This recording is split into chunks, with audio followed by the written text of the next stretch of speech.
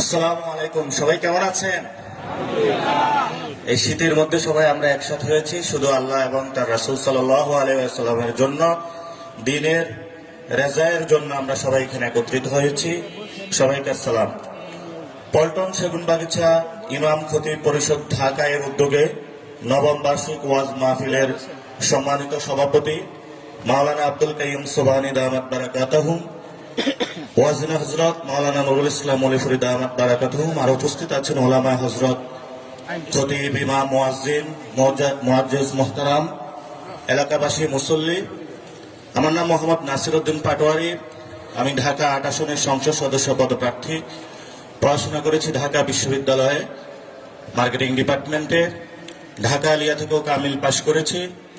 আজকে আপনাদের এখানে উপস্থিত হয়েছি, 11 দলীয় আমাদের অনেক প্রতিনিধি রয়েছেন এবং আপনারা উপস্থিত হয়েছেন।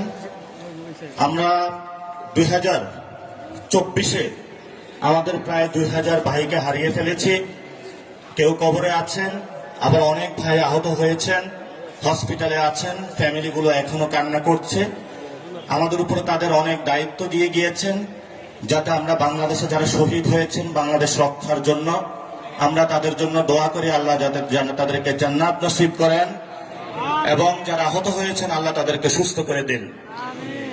ইতিমধ্যে আপনারা দেখেছেন কয়েকদিন আগে আমাদের আরেকজন সহযোদ্ধা, যিনি বাংলাদেশে ইনসাফের কথা বলার কারণে, ইসলামের কথা বলার কারণে, মুসলমানদের পক্ষে থাকার কারণে দিনে দুপুরে তাকে গুলি করে হত্যা করা হয়েছে, শহীদ ওসমান হাদিকে।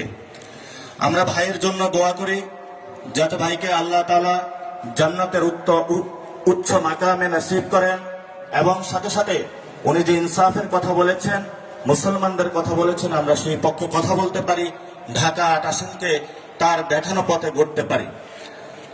আজকে যে প্রধান ওয়াজিন আছেন মাওলানা নুরুল ইসলাম মলিপুরি। আমি যখন ছোটবেলায় কওমি মাদ্রাসায় পড়াশোনা করেছিলাম তখন হুজুরের ছোট ছোট অনেকগুলো বই ছিল যেগুলো পড়ে আমরা মুনাজারা করতাম। হুজুর আমাদের আইকন ছিল। আজকে হুজুরকে সরাসরি দেখেছি, হুজুরকে সালাম এবং হুজুরের কাছে বিশেষ দোয়া প্রার্থনা করছি, কারণ আপনি বাংলাদেশে আমাদেরকে শিখিয়েছেন যে আমাদের শেষ নবী মুহাম্মদ সাল্লাল্লাহু আলাইহি ওয়াসাল্লাম, যার পরে আর কোনো নবী নাই, যার পথ এবং পাথেই ধরে আমরা হলো জান্নাতের পথে যেতে চাই। যদি কেউ এই শেষ নবীর পরে নতুন করে নবুয়তের দাবি করে, সে মিথ্যাবাদী, সে দাজ্জাল, সে কাজ্জাব। এবং হুজুর আজীবনে লড়াই করে গিয়েছেন। হুজুরের লড়াইয়ের সমর্থনে ইনশাআল্লাহ আমরা থাকবো। আমাদের শেষ নবীকে মুহাম্মদ সাল্লাল্লাহু আলাইহি ওয়াসাল্লাম আমরা এটাতে সমর্থন জানাই। আগামীর যে ইলেকশনটা আসতেছে, এই ইলেকশনে দুটো বিষয় আমাদের প্রাধান্য পাবে। একটি হলো গত 50 বছর ভারতীয় বিজেপি আরএসএস কর্তৃক এই বাংলাদেশ ভূমিতে কাঁটাতারের বেড়া তৈরি করে শুধুমাত্র দাড়ি টুপি পরার কারণে জঙ্গি তকমা দিয়ে আমাদের উপরে এমন কোন হীন নির্যাতন নাই যেটা চালানো হয় নাই। বাইতুল মুকাররমের গেটে আলেমদেরকে রক্তাক্ত করা হয়েছে, শাপলাতে আলেমদেরকে শহীদ করা হয়েছে।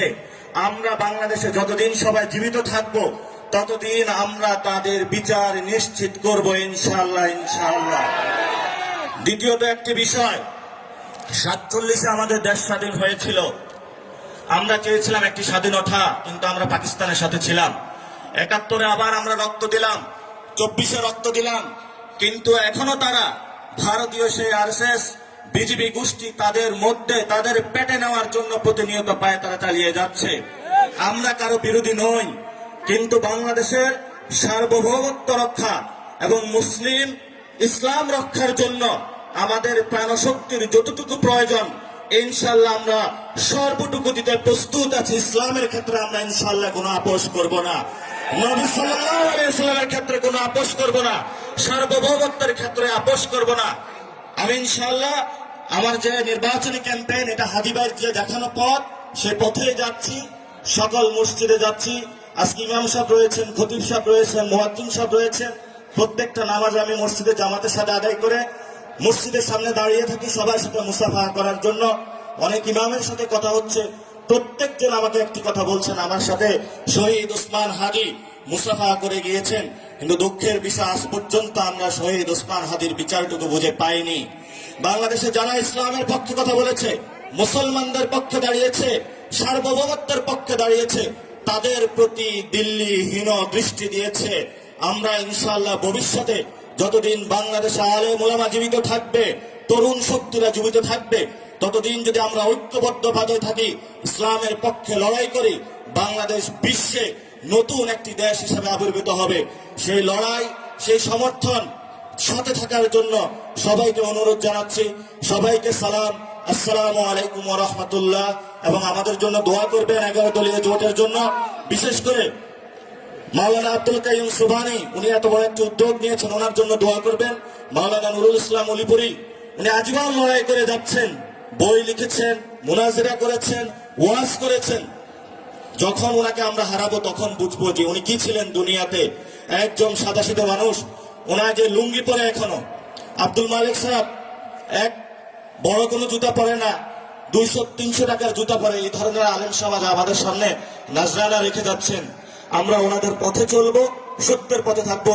সবাইকে আসসালাম, আসসালামু আলাইকুম ওয়া রাহমাতুল্লাহি ওয়া বারাকাতুহু। সবাই দোয়া রাখবেন। আসসালাম।